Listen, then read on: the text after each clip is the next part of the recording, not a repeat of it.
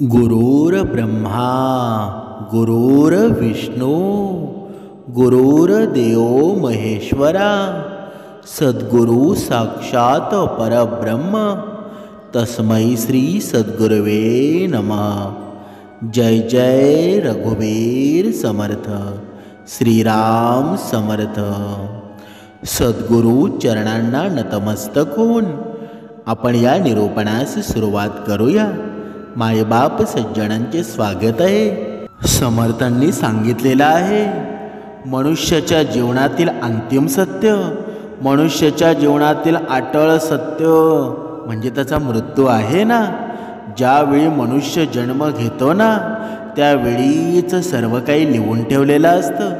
ज्या आपण बघा शास्त्रामध्ये सांगण्यात आलेलं आहे, वेगवेगळ्या ग्रंथामध्ये सांगण्यात आलेलं आहे, ते खरं आहे की खोटं आहे हे सर्व आपण या निरूपणामध्ये सर्व उत्तरं मिळणार आहेत। म्हणून हे निरूपण आहे ना, एकदम छोटं होऊन ऐका, एकदम बारीक लक्ष देऊन ऐका।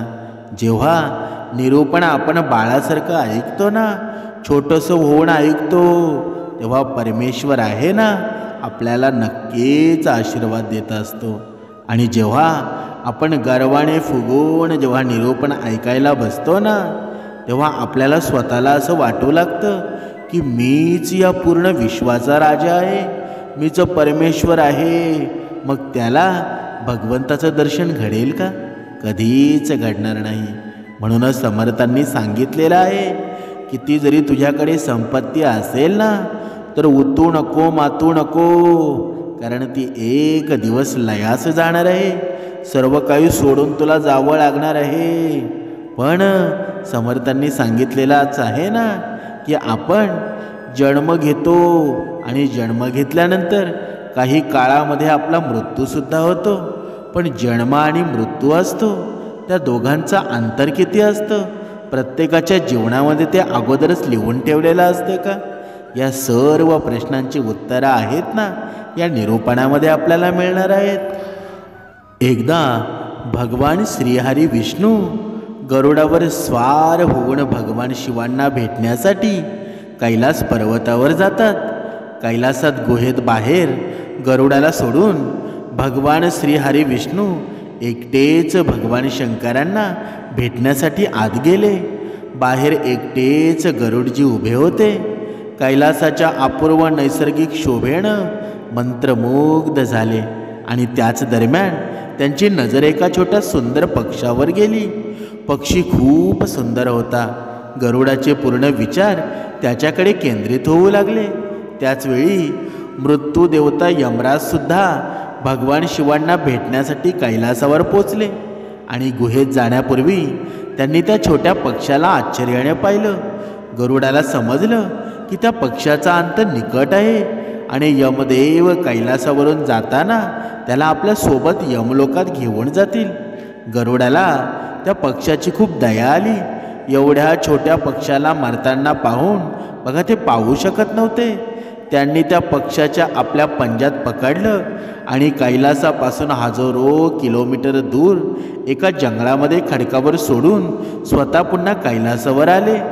जेव्हा यम बाहेर आले ना तेव्हा गरुडानं विचारलं की त्यांनी त्या पक्षाला एवढ्या आश्चर्याने का पाहिलं? यमदेव म्हणाले, गरुड, जेव्हा मी त्या पक्षाला पाहिलं ना तेव्हा मला जाणवलं की काही क्षणानंतर त्या चिमणीला हजारो किलोमीटर दूर असणारा एक नाग खाणार आहे। मी विचार करत होतो की ती इतक्या लवकर इतक्या दूर कशी जाईल, पण आता इथे नाही, म्हणजेच निश्चितच ती मेली असेल। तेव्हा गरुडाला समजलं, आपण किती जरी चतुरपणा केला ना तरी हे मृत्यू टाळता जाऊ शकत नाही, टाळला जाऊ शकत नाही। म्हणूनच भगवान म्हणतात, तू तेच करतोस जे तू इच्छितोस, पण होतं तेच जे मी इच्छितो। त्यामुळं तू ते कर मी जे इच्छितो, मग होईल ना ते जे तू इच्छितोस। म्हणजे काय? म्हणजे जीवनाचं शाश्वत सत्य म्हणजे काय आहे? म्हणजे मृत्यू आहे। म्हणून जन्म घेतल्याबरोबर व्यक्तीच्या मृत्यूची वेळ ही ठरलेली असते। मृत्यूचं भय सर्वांनाच वाटतं, पण मृत्यूचा अनुभव आहे ना, तो व्यक्तीला जीवनाचे सत्य सांगतो. लोकांना हे जाणून घेण्याची जिज्ञासा कमी होत नाही की शेवटी मृत्यूनंतर काय होतं. आपण फक्त मृत्यूचे दोनच प्रकार जाणतो. पहिला मृत्यू म्हणजे नैसर्गिक मृत्यू आणि दुसरा मृत्यू म्हणजे अकाली मृत्यू. कारण आजच्या काळामध्ये नैसर्गिक मृत्यू आहे ना, तो फारच कमी लोकांच्या नशिबात असतो. पण असा मृत्यू असतं की ज्यात व्यक्तींचं संपूर्ण जीवन जगतो आणि कोणत्याही आजाराविना आणि कोणत्याही दुखापतीविना मरतो. आता सगळ्यांच्या मनात येत असेल की हे कसे कळेल की कोणी आपले संपूर्ण जीवन जगलं आहे. तर बघा, असं कोणतंही माप नाही ज्यावरून हे सांगता येईल की नैसर्गिक मृत्यूचं वय काय असावं. पण तरीसुद्धा 100 वर्ष पूर्ण केल्यावर हे असं मानलं जातं की व्यक्तीनं त्यांचं संपूर्ण जीवन जगलं आहे. जर आपण पूर्वीचा काळ पाहिला असेल ना, तर पूर्वीचे लोक ते सर्व बहुतेक 100च्या आसपास पाहिले असतील, 100ही ओलांडताना पाहिले असतील. पण आता फारच कमी लोक आहेत ना, ते 100पर्यंत पोचतात. यावरून असं कळतं की बहुतेक लोक आहेत ना, अकाळ मृत्यूला प्राप्त होतात. विद्वानांचं सुद्धा हेच म्हणणं आहे की व्यक्तीच्या मृत्यूची एक निश्चित वेळ असते, पण ही निश्चित वेळ आहे ना, ती कोणत्या क्षणी असेल हे ठरलेलं नसतं. किंवा असंही म्हणू शकतो की कोणीही हे जाणत नाही की कोणत्या वेळी किंवा कोणत्या ठिकाणी त्याला मृत्यू होईल. पण हे कोण जाणणारा आहे ना, तर तो भगवंत आहे आणि आपण त्याची भक्ती करतो. म्हणूनच समर्थांनी सांगितलेलं आहे ना, जोपर्यंत हे जीवन आहे ना, तोपर्यंत भक्ती कर. कारण हा काळ कधी येऊन जाईल आणि कधी तुला घेऊन जाईल ना, तुला कळणार सुद्धा नाही. म्हणून जोपर्यंत जिवंत आहेस ना, तोपर्यंत 2 वेळची उपासना कर. गोड गोड प्रेमाने बोल. तेवढेच ते पुण्य आहे ना, ते मृत्यूच्या नंतर सुद्धा तुझ्या कामी येतील. तुम्ही समजू शकता की एखाद्या कुंडीमध्ये आहे ना, एखादं रोपटं लावलं आहे आणि ते असं रोपटं आहे. अशा परिस्थितीमध्ये त्या रोपट्याचं मोठ्या होण्याची एक ठरलेली वेळ असेल, पण कोणत्या तारखेला ते मोठं होईल ना, हे सांगणं कठीण आहे.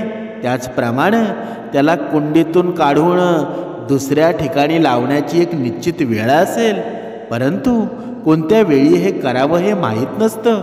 असंच काहीसं मृत्यूबाबत सुद्धा घडतं. मृत्यूची एक वेळ ठरलेली असते, पण तारीख आणि वेळ सांगणं खूप अवघड आहे ना. आता तुम्ही समजा की जे रोपटं तुम्ही कुंडीत लावलेलं होतं ते एखादं प्राणी जसं की बकरी इत्यादी येऊन खाऊन टाकेल. अशा परिस्थितीमध्ये ते रोपटं संपून जाईल ना, पण त्याची वेळ ठरलेली होती, तरी देखील ते वाचू शकलं नाही. यालाच म्हणतात ना अकाली मृत्यू. म्हणजेच मृत्यूच्या वेळी वेळ ठरलेली नसते. आपलं मानवी जीवन आहे ना, पूर्णपणे अडचणींनी भरलेलं आहे. नेहमी काही ना काही समस्या येतच असतात ना. कधी आजारपण येत असतं, कधी कोणाचा तरी त्रास होत असतो, कधी कधी व्यक्तीला योग्य उपचार मिळत नाही, तर त्यामुळे त्याचा मृत्यू होतो ना. हे सर्व अकाळ मृत्यूचं कारण असतं. कोणाचा अपघात होतं, एखाद्यानं विष खाणं, छतावरून खाली पडणं, अशा अनेक प्रकारे अकाळ मृत्यू होत असतो. यात व्यक्तीच्या मृत्यूची वेळ ठरलेली नसते. जर तुमच्या कुंडलीत हे सांगलेलं असेल की तुम्हाला कधी कोणत्या गोष्टीपासून सावध राहणं आवश्यक आहे, परंतु कुंडलीतही मृत्यूच्या वेळेबद्दल काही सांगितलेलं नसतं. आपण बहुतेक पाहतो की लोकांचा आत्मा भटकत राहतात. या आत्मा बहुतेक कमी वयाच्या व्यक्तींच्या असतात. कमी वयाच्या आत्म्यांचे भटकण्याचं कारण हे आहे की त्या लोकांनी त्यांचं जीवन पूर्ण न करताच त्यांचं प्राण त्यागलं असतं. त्यांना जितकं शरीर धारण करण्यासाठी दिलं गेलं ना, ते पूर्ण न करता ते निघून जातात आणि त्यांची पुढे वाटचाल होऊ शकत नाही. त्यांची इच्छा, त्यांच्या बाकी सर्व गोष्टी अपूर्ण राहतात आणि ज्यामुळं ते भटकत राहतात ना, मग जेव्हा त्यांचा वेळ पूर्ण होतो ना, तेव्हा त्यांना मुक्ती मिळतात आणि ही भूत प्रेतांपासून मुक्त होऊन कोणाच्या तरी जीवाच्या शरीरामध्ये जातात आणि पुन्हा जन्म घेतात. हे सर्व हेच दर्शवतं की कोणत्याही व्यक्तीचा अकाळ मृत्यूची वेळ निश्चित नसते, पण समर्थांनी सांगितलेलं आहे जरी वेळ निश्चित नसले ना तरीही आपला मृत्यू कशा प्रकारे व्हावा हे मनुष्याचे कर्म ठरवत असतात. कारण जर तुम्ही कर्म तुमचे व्यवस्थित केले ना तर स्वतः भगवंत सुद्धा तुमचा मृत्यू थाटामाटामध्ये करेल. भगवंत सुद्धा तुमच्या मृत्यूवेळी तुमच्या जवळ येऊन बसेल. पण आपण एवढे कर्म व्यवस्थित करतो का? कधीतरी या गोष्टीचा विचार करायला हवा. बघा, श्रीमद भगवद्गीतेनुसार विधीचे विधान आहे ना, कुणीही बदलू शकत नाही. श्रीकृष्ण म्हणाले होते, मी विधाता असूनही विधीच्या विधानाला टाळू शकलो नाही. माझं प्रेम राधा होतं ना आणि मला ती हवीसुद्धा होती, पण मी रुक्मिणीचा झालो ना. याचा अर्थ असा आहे की जे होणार आहे ना ते कधीच टाळता येत नाही आणि विधीचे विधान कायमच असतं. श्रीकृष्ण विधाता होते ना, परंतु ते जे होणार आहे ना त्याला टाळू शकले नव्हते. भाग्यात जे लिहिलं आहे ना तेच मिळेल. कितीही प्रयत्न केले ना तरी ते शक्य होईल का? पण समर्थांचे विचार आहेत ना, समर्थांनी सांगितलेली भक्ती आहे ती जर आपण केली ना तर आपला मृत्यूसुद्धा समाधानकारक होईल आणि आपण मृत्यूवर विजयसुद्धा मिळवू शकतो. आता हे तुम्ही पाहिलं असेल की भगवान श्रीकृष्ण आणि प्रभू श्रीराम यांना त्यांच्या जीवनातसुद्धा किती विपरीत परिस्थिती आल्या होत्या. ते स्वतः भगवंत होते. जर त्यांनी ठरवलं असतं ना तर त्यांनी त्यांच्या समस्या दूर केल्या असत्या, परंतु त्यांनी पृथ्वीवर जन्म घेऊन मनुष्याप्रमाणेच कष्ट सोसले ना. त्यांना योग्य विचारांनी आणि चांगल्या कर्मांनी दूरही केलं. श्रीकृष्ण सर्वांचे तारणहार होते ना, त्यांची सर्वजण आराधना करत होते, परंतु ते स्वतःचे भाग्य बदलू शकले नाहीत. जर श्रीरामाचे जीवन कष्टांनी भरलेलं नसतं ना तर त्यांनी आपल्याला काय शिकवलं असतं का? भगवान राम यांनी आपल्याला सांगितलं की जेव्हा या संपूर्ण जगाचे निर्माते भगवंत इतके कष्ट सहन करू शकतात ना तर आपण तर माणसं आहोत. बघा, जर देवाला वाटलं असतं ना तर ते त्यांचे जीवन बदलू शकले असते, परंतु त्यांच्या जीवनात जे कष्ट आले ना त्यांना येण्याआधीच दूर करू शकले असते, परंतु त्यांनी तसं केलं नाही आणि धैर्य आणि संयमाने त्यांना दूर करून टाकलं. त्यांनी आपल्याला धैर्य, प्रतिष्ठा, सन्मान, सहनशीलता, प्रेम, सत्यासाठी लढा देणं अशा बऱ्याच काही गोष्टी शिकवल्या. जो व्यक्ती सत्याच्या मार्गावर चालतो ना त्याच्या जीवनात समस्या येतातच. श्रीरामांनी स्वतः भगवंत असून सुद्धा दशरथांसमोर वनवास निवडला, कारण हे सांगू इच्छित होते की आई वडिलांना देवासारखं मानलं पाहिजे. त्यामुळं आई वडिलांच्या रक्षणासाठी ते वनवासात गेले. त्यांचे वडील दशरथ यांनी आधीच त्यांची ती पत्नी होती कैकेयीला वचन दिलं होतं आणि कैकेयीला हवं होतं की रामाला 14 वर्षाचा वनवास मिळावा. त्यामुळं भगवंतांनी कैकेयीची इच्छासुद्धा पूर्ण केलीच ना. आंधळ्या मुनींनी आणि त्यांच्या पत्नीनं राजा दशरथांना शाप दिला. कारण दशरथांनी अनवधानाने त्यांच्या मुलाला श्रवणकुमाराला मारलं होतं. हे दशरथ, तू आमच्या निरापराध मुलाला मारला आहेस ना, म्हणून आम्ही तुला शाप देतो. तू देखील आमच्यासारखाच तुझ्या मुलांना तुझ्या जवळ न बघता तू खूप वेदनेनं रडत रडत मरशील, हाच शाप दिला ना. बघा, ते अंध मुनी होते ना, ते महान ब्राह्मण होते आणि भगवान नेहमीच ब्राह्मणांच्या वचनांचं पाळनच करतात ना. जर ते वनवासात गेले नसते तर ब्राह्मणांचा शाप खोटा ठरला असता ना. म्हणून ऋषी शरभ भगवान रामांच्या दर्शनासाठी खूप काळापासून प्रतीक्षा करत होते आणि जेणेकरून भगवान रामांच्या उपस्थितीमध्ये आपले शरीर त्यागू शकतील. हनुमान आपल्या प्रिय प्रभूंना मिठी मारण्यासाठी खूप काळापासून वाट पाहत होते. माता शबरी भगवान रामांच्या दर्शनासाठी खूप काळापासून वाट पाहत होती. राजा सुग्रीव खूप काळापासून प्रतीक्षाच करत होते ना की भगवंत केव्हा येतील आणि माझा शत्रू भाऊला वालीला मारून माझे राज्य परत मिळवून देतील. ऋषी आत्री झाले, भारद्वाज झाले, अगस्त्य आणि अनेक ऋषी होते ना, भगवान रामांना पाहण्यासाठी जंगलात वाट पाहत होते. विभीषण भगवान रामांना भेटण्यासाठी खूप काळापासून वाट पाहत होता. समुद्रदेव खूप काळापासून वाट पाहत होते की केव्हा भगवान राम माझ्या वरून चालतील. भगवान श्रीरामांच्या जीवनातून आपण जितके शिकू ना तितकं कमीच आहे. त्यांच्या जीवनातून आपल्याला हेच समजतं की विधीच्या विधानाला कोणीही बदलू शकत नाही. कारण श्रीकृष्णांनी आपल्याला दाखवलं ना की जीवन कसं आहे, हे योग्य कसं ठेवायचं ते पूर्णपणे दिव्य होतं. पण त्यांनी आपल्याला दाखवलं की माणसाच्या रूपामध्ये कसे प्रयत्न करायचे. त्यांनी अनेक दिव्य कार्ये केली, पण कधीही कोणत्याही सामान्य माणसाला असं वाटू दिलं नाही की ते स्वर्गात राहणारे अज्ञात देव आहेत. ते लोक आहेत ना, प्राण्यांसोबतच समानतेने मिसळले. त्यांनी सर्व समूहातील लोकांसोबत खूप वेळ घालवला ना, आणि ग्वाळ बाळांसोबत राहून एक ग्रामीण जीवन जगले. म्हणजे काय? म्हणजे श्रीकृष्णाचे राधेवर प्रेम होतं. राधाही त्यांच्यावर खूप प्रेम करत होती.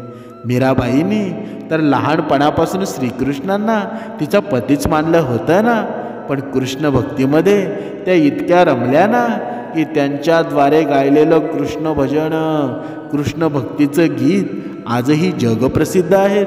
गीतेचा उपदेश करताना युद्धाच्या मैदानामध्ये श्रीकृष्णांनी अर्जुनाला दिव्य उपदेश दिले. त्यांनी कर्माबद्दल सांगितलं की आपण फळाची इच्छा न ठेवता कर्म करावं. कर्म महत्त्वाचं असतं. त्यांचे परिणाम चांगले असतील किंवा वाईट असतील ना, हे आपण देवावर सोडून द्यावं. कारण विधीचं विधान म्हणजे काय? जे नशिबात लिहिलं आहे ना ते 100% होणार आहे. म्हणूनच नेहमी लक्षात ठेवा की संसारामध्ये जे काही होत आहे ना ते सर्व ईश्वरी विधान आहे. आपण फक्त निमित्त मात्र आहोत. जो कोणी जन्माला आला आहे ना किंवा उत्पन्न झाला आहे त्याला एक ना एक दिवस मरावं लागणार आहे, एक ना एक दिवस नष्ट व्हावं लागणार आहे. सर्व काही नश्वर आहे. मानव, प्राणी, पशु, पक्षी, वनस्पती सर्वांचा शेवट आहे ना तो एक ना एक दिवस होणारच आहे. हा विधीचं विधान आहे ना. जसं मनुष्य जुने वस्त्र त्यागून नवीन वस्त्र धारण करतो ना, तसेच देह जीवात्मा जुने शरीर त्यागून त्याचं दुसरं नवीन शरीर आहे ना ते प्राप्त करत असतो.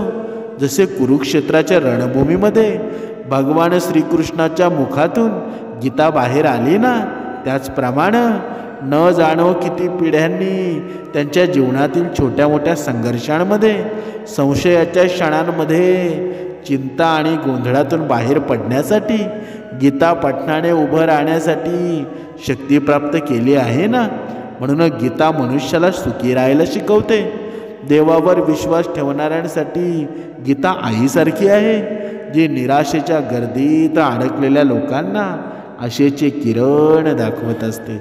म्हणूनच समर्थांनी सांगितलेलं आहे, मनुष्याने एक गोष्ट लक्षात ठेवा, जे झालं आहे ना ते चांगलंच झालं आहे. जे होत आहे ते चांगलंच होत आहे. जे पुढे होईल ना ते सुद्धा चांगलं होईल. म्हणजे भूतकाळाचा पश्चाताप करू नका, भविष्याची चिंता करू नका, वर्तमानात जगा. भगवान श्रीकृष्णांनी म्हटलं आहे, हा संसार आहे ना तो एक रंगमंच आहे, जिथे सर्वांनी खेळ खेळायचा आहे आणि आपले कर्तव्य कर्म करायचे आहेत. या खेळाच्या वस्तूंना आपलं मांडल्यामुळं अस्वस्थता येते. ज्यांनी आपले पण पाप, लोभ आणि माया सोडली ना त्यांनाच इथे शांती मिळाली. म्हणूनच भगवान श्रीकृष्ण म्हणतात, तुझं काय गेलं आहे ज्यामुळे तू रडतोस? तू काय आणलं होतं का जे तू हरवलं आहेस? तू काय निर्माण केलं होतं का जे तुझं नष्ट झालं आहे? ना तू काही घेऊन आला होतास? जे घेतलं ते येथेच भगवंताकडून घेतलं ना. जे दिलं ते येथेच दिलं आहेस. रिकाम्या हातांनी आला होतास आणि रिकाम्या हातांनी जाशील. तरीही माणूस वस्तूंमध्ये आणि प्राण्यांमध्ये मी आणि माझा भाव ठेवत असतो. म्हणूनच समर्थांनी सांगितलेलं आहे, माणूस सर्वांना आपल्या मनाप्रमाणे बनवू शकत नाही. जितके दिवस हवे तितके सोबत राहू शकत नाही. ना कुणाचा स्वभाव बदलू शकतो, ना रंगरूप. मग हे सर्व माझं आणि माझ्या वस्तू कशा झाल्या? आज जे तुझं आहे ना, ते काल कोणा दुसऱ्याचं होतं, परवा कोणा दुसऱ्याचं होईल. तू याला तुझं मानून आनंदी होत आहेस. हाच आनंद तुझ्या दुःखाचं कारण बनेल. पण मनुष्याला हे समजतं का? समर्थांनी सांगितलेलं आहे, सर्वात चांगलं म्हणजे माणसाने मान्य केलं पाहिजे की हा संसार आहे ना, हे घर आहे, हे धन आहे, हा परिवार आहे, सर्व देवाचं आहे आणि आपण देवाचं काम करणार आहोत. सर्व गोष्टी आहेत ना, ते देवाच्या मानल्यानं त्या प्रसाद रूपामध्ये होतात. असा भाव राहिल्यानं चिंता भीती वगैरे काहीही राहणार नाही. म्हणून स्वतःला देवाला अर्पण करायला शिका. हेच सर्वोत्तम आधार आहे ना. जो हा आधार जाणतो ना, तो भीती चिंता शोकातून कायमचा मुक्त होतो. भगवान श्रीकृष्णांनी पुढे सुद्धा सुंदर सांगितलेलं आहे, तू संपूर्ण धर्माचा आश्रय सोडून फक्त माझ्या शरणी ये, मी तुला सर्व पापांपासून मुक्त करेल. तू चिंता करू नकोस. भगवंताला शरण जाण्याचा अर्थ आहे श्रद्धापूर्वक निष्काम भावाने भगवंताच्या आज्ञेचं पालन करणं, त्याच्या गुण आणि स्वरूपाचं चिंतन करणं आणि आपल्या कर्मानुसार जे सुख दुःख प्राप्त होतात ना, त्यामध्ये एकसारखं राहणं. म्हणजे प्रत्येक परिस्थितीमध्ये आनंदी राहणं, प्रत्येक परिस्थितीमध्ये समाधानी राहणं. आणि संसारात सुखही येतं आणि दुःखही येतं, कारण सुख दुःख आहे ना, हे संसाराचे नियम आहेत. म्हणून भगवंताचं म्हणणं हेच आहे ना, की सुख दुःखात येत जाणारे आणि अनित्य आहेत ना, त्यांना तुम्ही सहन करा.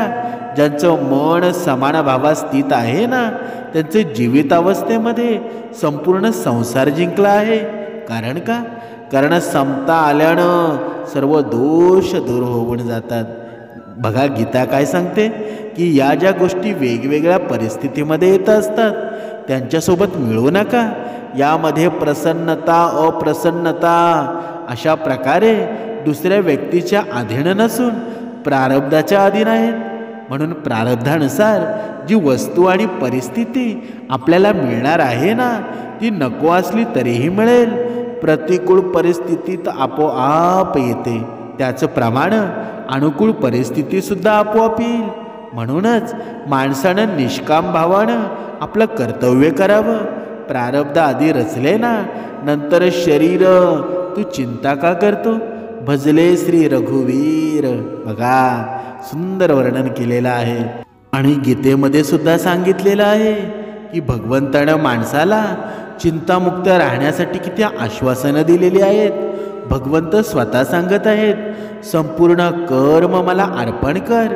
हे मानवा, तू माझ्या कृपेने संपूर्ण विघ्नबाधा पार करशील.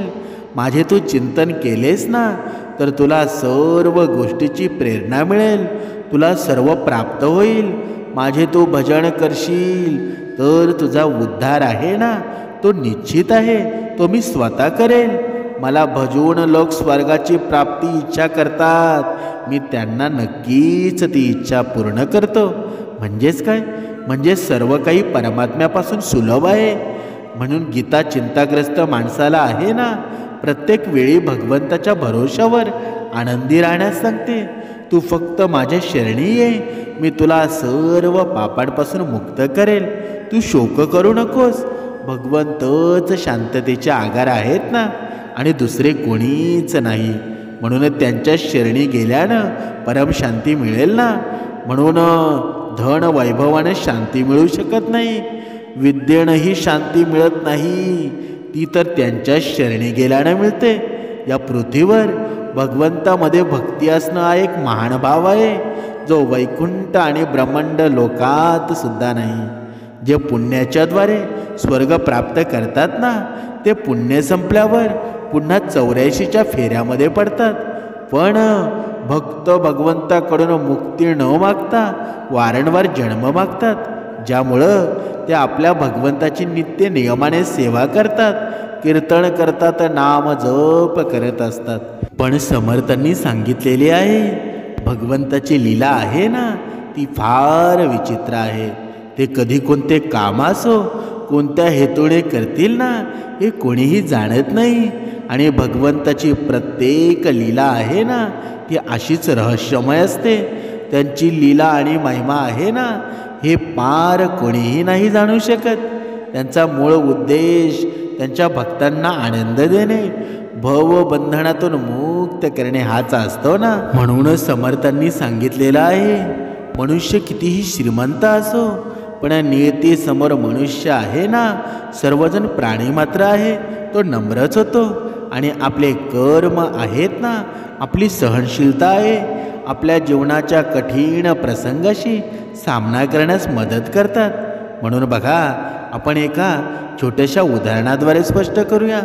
एका छोट्याशा गावामध्ये निवृत्ती नावाचा एक शेतकरी राहत होता. आणि निवृत्ती खूप मेहनती होता आणि प्रामाणिकसुद्धा होता. त्याच्याकडे एक छोटंसं शेत होतं, ज्यात तो त्याची पत्नी जानकी सोबत तो राहत असे. निवृत्ती आणि जानकी यांचं जीवन खूप साधं होतं, पण ते आपल्या साध्या जीवनामध्ये खूप आनंदीसुद्धा होते. आणि निवृत्तीच्या शेतामध्ये दरवर्षी चांगले पिकेसुद्धा येत होती. पण एक वर्ष असं आलं, जेव्हा गावात भयंकर दुष्काळ पडतो. पाण्याच्या कमतरतेमुळं निवृत्तीची पिके नष्ट झाली. आणि या संकटाच्या काळात निवृत्ती आणि जानकी यांनी त्यांचा पूर्ण आयुष्यभराची बचत खर्च केली, पण तरीही त्यांच्याकडे खायला काहीच उरलं नाही. निवृत्तीने हार मानली नाही. त्यानं गावच्या सेठकडून काही पैसे उधार घेऊन पुन्हा शेती करण्याचा निर्णय केला. निवृत्ती आणि जानकी यांनी दिवस रात्र मेहनतसुद्धा केली आणि त्यांनी पिके पुन्हा उगवण्याचा प्रयत्न केला. यावेळी देवाने त्यांची मेहनत पाहिली आणि पाऊस वेळेवर सुद्धा पाडला. निवृत्तीची पिके पुन्हा भरभराटली आणि त्यांच्या आशा पुन्हा जिवंत झाल्या. पण नियतीला काही वेगळंच मंजूर होतं. पिके कापण्याच्या काही दिवसाआधी एक वादळ आलं आणि निवृत्तीची सारी पिकं नष्ट झाली. निवृत्ती आणि जानकी यांची सर्व स्वप्न तुटली. निवृत्तीनं सेठकडून घेतलेलं कर्ज ते देखील फेडू शकला नाही आणि त्याला त्याची जमीन गहाण ठेवावी लागली. निवृत्ती आणि जानकी यांनी या संकटांचा सामना करण्याचा निर्णय घेतला. तो दुसऱ्या गावात जाऊन मजुरी करू लागला आणि जानकी घराघरामध्ये काम करू लागली, तर निवृत्ती बांधकामाच्या ठिकाणी काम करू लागला. त्यांच्या कष्ट आणि सहनशीलतेमुळं त्यांना त्यांच्या पायावर उभं राहण्यास मदत झाली. आणि काही वर्षांनी जानकी आणि निवृत्ती थोडी थोडी बचत करून पुन्हा एक छोटं शेत विकत घेतलं. यावेळी त्यांनी आधुनिक कृषी तंत्राचा वापर केला आणि त्यांच्या मेहनतीनं पुन्हा यश त्यांना मिळाले. आता ते त्यांच्या जीवनामध्ये संतुष्ट झालेले होते, आनंदी होते. त्यांना हे समजलं होतं की विधीचं विधान टाळता येत नाही. समर्थांनी सांगितलेलं आहे, या कथेचं तात्पर्य काय? ही गोष्ट आपल्याला काय शिकवते की जीवनात कितीही अडचणी आल्या ना, तरी हार मानू नका. आपले कर्म आणि सहनशीलता आपल्याला जीवनातील आव्हानांचा सामना करण्यासाठी येतात आणि सामना करण्यासाठी शक्ती देतात. म्हणून नियतीसमोर नम्र व्हावं लागतं. पण आपली मेहनत आहे ना, दृढ निश्चय आहे, आपल्याला नेहमी पुढे जाण्याचा मार्ग दाखवतो. म्हणून निवृत्ती आणि जानकी हे उदाहरण आहे की जसं जीवनामध्ये अडचणींचा सामना करताना हे देखील आपल्याला प्रयत्न चालू ठेवायला हवे. विधीचं विधान नक्कीच अटळ आहे, पण आपली मेहनत आहे ना, आपली सहनशीलता आहे, आपल्याला जीवनात यश मिळवण्यास मदत करत असते. बघा, विधीचं विधान टाळता येत नाही. तुमच्याकडे जे आहे ना, ते जास्त पसरून देऊ नका, पसरून सांगू नका आणि इतरांना ईर्ष्या करू नका. जे इतरांवर ईर्ष्या करतात ना, त्यांना मनाची शांती कधीच मिळत नाही. तुम्ही कितीही पवित्र शब्द जाणले तरी, कितीही पवित्र शब्द बोलले तरी, तुम्ही त्यांना तुमच्या जीवनामध्ये उतरवत नाही, तोपर्यंत त्याचा काहीही उपयोग नाही. तुम्ही चित्त शांत असेल ना, तुमचं चित्त शांत असेल, तेव्हा तुम्ही ब्रह्मांडाच्या प्रवाहाला ऐकू शकाल, याची लय ताल अनुभवू शकाल. आनंद हाच त्याचा ताल आहे आणि ध्यान हिची चावी आहे. जर तुम्ही समस्येचा उपाय काढू शकत असाल ना, तर मग चिंतेची काही गरज आहे का? आणि जर समस्येचा काही उपाय नसेल तर चिंतेची काही आवश्यकता नाही. म्हणून कोणतीही व्यक्ती जास्त बोलण्यानं काही शिकत नाही आणि समजदार व्यक्ती तोच असतो जो धैर्य ठेवतो, चिडत नाही आणि निडर राहतो. म्हणजे काय? म्हणजे प्रत्येकाच्या आतमध्ये आपली ताकद आणि कमजोरी असते. मासा जंगलात पोहू शकत नाही आणि सिंह पाण्यात राजा बनू शकत नाही. म्हणूनच सर्वांना महत्त्व द्यावं लागतं. कोणतीही व्यक्ती असते ना, चांगल्या कुटुंबात जन्म घेतल्यानं संत होत नाही आणि त्याच्यात सत्यता आणि विवेक आहे, तोच धन्य आहे, तोच संत आहे. वेदना झाली ना तर ती तुमच्या हातात नाही. होय, दुःख होणं किंवा न होणं तुमच्या हातात नक्कीच आहे. कारण का? आरोग्य हाच मोठा उपहार आहे ना. म्हणूनच समाधान ही सर्वात मोठी संपत्ती आहे आणि निष्ठा हा सर्वात चांगला संबंध आहे. म्हणून आपण आपल्या विचारांचा परिणाम आहोत. म्हणून मनच सर्व काही आहे. जे आपला विचार करतो ना तेच आपण बनत असतो. जर मार्गावर चालण्यासाठी तुम्हाला कोणी साथीदार मिळत नसेल तर एकटेच चला. तुम्ही तुमचा प्रेम असो आणि स्नेहाचे तितकेच हकदार आहात जितके जगात इतर कोणीही व्यक्ती आहे. म्हणून सर्व दुष्टतेपासून दूर राहण्यासाठी चांगुलपणा वाढवा आणि आपल्या मनात चांगले विचार ठेवा. कारण समर्थांनी सांगितलेलं आहे, या भक्ती मार्गामध्ये एवढं सामर्थ्य आहे ना, जन्म आणि मृत्यू बदलण्याची ताकद या भक्ती मार्गामध्ये आहे. ज्या भगवंताने जन्म आणि मृत्यू लिहून ठेवला आहे ना, त्याच्यात हातात आहे ना की जन्म आणि मृत्यू बदलायचं की नाही. म्हणून भगवंत जर आपला झाला ना तर जन्म आणि मृत्यूची भीती राहील का? कधीच राहणार नाही. म्हणून मृत्यूला अजिबात घाबरू नका.